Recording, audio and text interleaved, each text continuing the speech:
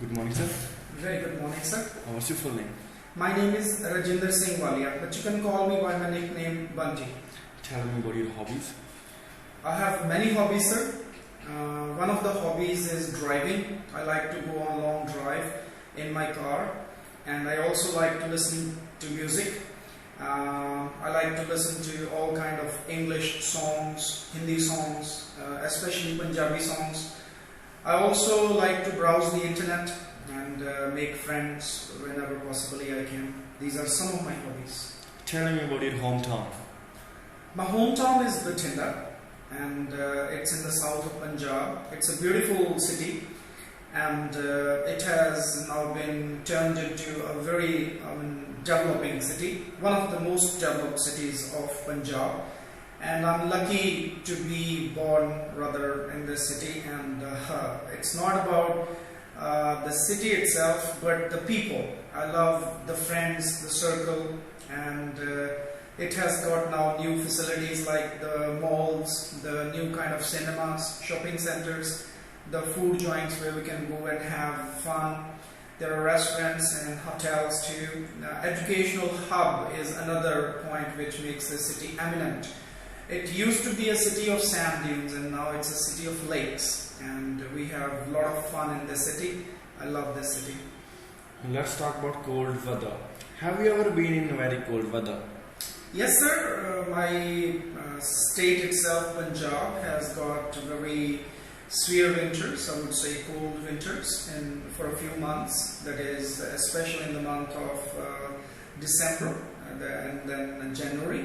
Even the mid of February remains pretty cold throughout.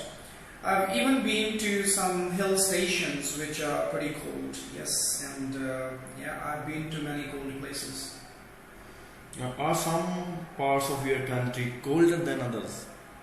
Of course, as India, my country has got all kind of climates possibly that we can even think of, like deserts, plains, but the northern part, that is the Jammu and Kashmir, the Himalayas rather, have got very sub-zero temperatures. The frozen ice, or we can say the hard ice, is always there, and even in the months of June and July, that is we call the summer months, the ice never melts in these areas, so they are very cold areas.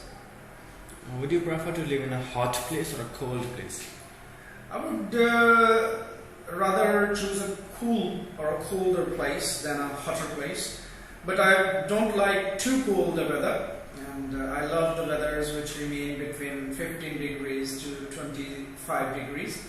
I don't like very cold weathers, so I would choose rather midway, not very cold, neither very hot. I want to give a topic, describe a competition that you took part in. You have to speak in 1 to 2 minutes, you can make some notes. Okay, There is a thank piece you. of paper and a pencil, you can use this for making notes. Thank you. Alright.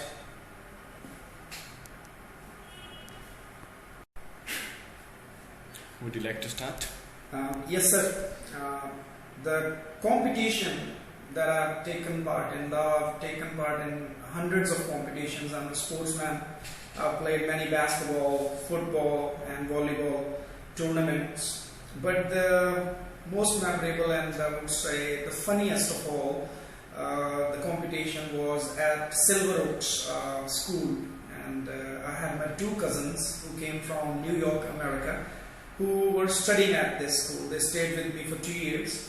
And my mom and dad didn't have much time to go to the school, so I became their guardian, rather a parent, and I would attend the parent-teacher meetings as well. And on this annual function day, I was invited as a parent to the two kids, and I was sitting with them when all of a sudden, out of nowhere, a surprise competition between the fathers was organized by the head of the school, and it was suddenly announced, and they asked a few of the parents to come in front on the track to take part.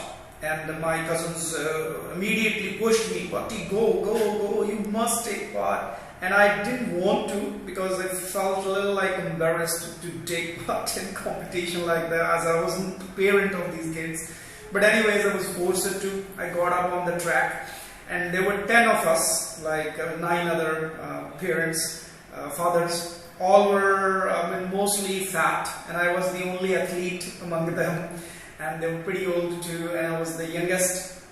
Anyways, but the competition was, there were various tracks. We had to run the track 3 or 4 times, right?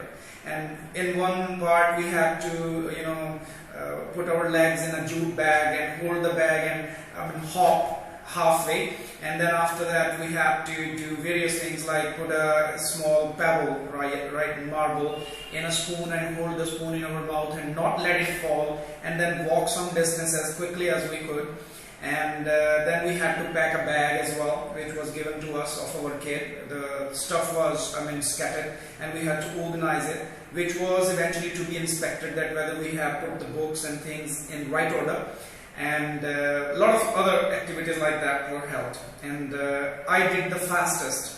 A lot of the parents were clapping here and there and just encouraging us. Even my cousins were, but I couldn't hear any clapping or any disturbance. I was totally focusing on the race, and eventually when I finished the race, I found that I had completed it so fast that some of the fathers, the parents, who hadn't even completed the second last stage as yet, when I had completed the last stage. And the prize winning ceremony took place, in which I was given the prize, and I felt embarrassed of taking that prize out of the hands of those fatty guys who weren't fit. And my cousins were excited and happy about it. It was a pretty funny competition, and I loved it. I even have photographs of that competition, and I feel really happy. But I feel embarrassed too that I took away the competition out of the hands of those old people. And being an athlete and a sportsman, I think I kind of cheated with them, because I wasn't the real parent of the kids.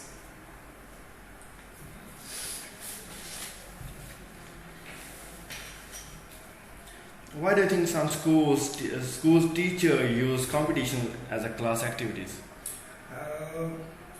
It has got a multifaceted benefits, I would say, because competition instills feeling of competition, brings about more hard work, teamwork. You try to outdo each other, thereby you polish the skills of the kids. The kids, for the sake of standing first or second or third or winning a prize, do their extra effort. And that extra effort cannot be otherwise brought out. And it's because of that competition that we really come to know the exact or the innate or the hidden talents of the kids. And I would say it's very important that the teachers hold competitions, but it should be constructive. There shouldn't be any kind of inferiority complexes created among the kids. So it depends on the parents or the kids and the teachers, that how they take the competition and how it is held. Do you think it's a good thing to give prizes to children who do well at school? Absolutely. How would otherwise we would appreciate the outperforming candidates? It is always the only thing as a trophy to take away home and be proud of, that the prizes are distributed and their names are written and records are kept, certificates are given, photos are taken, and they are given all the credit. So yes, there should be prizes. Would you say that schools for young children have become more or less competitive since you were that age? Yes, they have become more competitive. In the school age, when I was school going kid, the competitions were very rare. They were held maybe once a year, twice a year. Not very many competitions were held. But today there are competitions everywhere.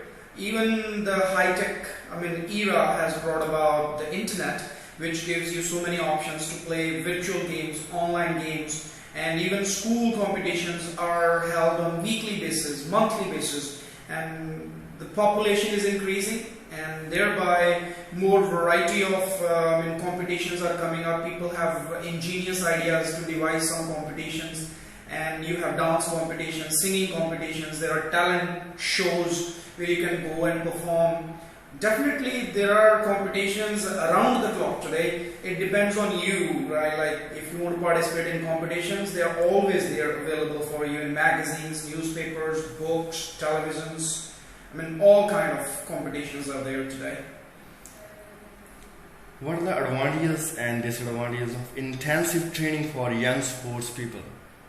The advantages are definitely more, because if we give intensive training, which is deficient, rather lagging behind in our country, we have very talented sportsmen and kids who are not getting proper training and coaching or the infrastructure. The intensive training brings about very refined sportsmen.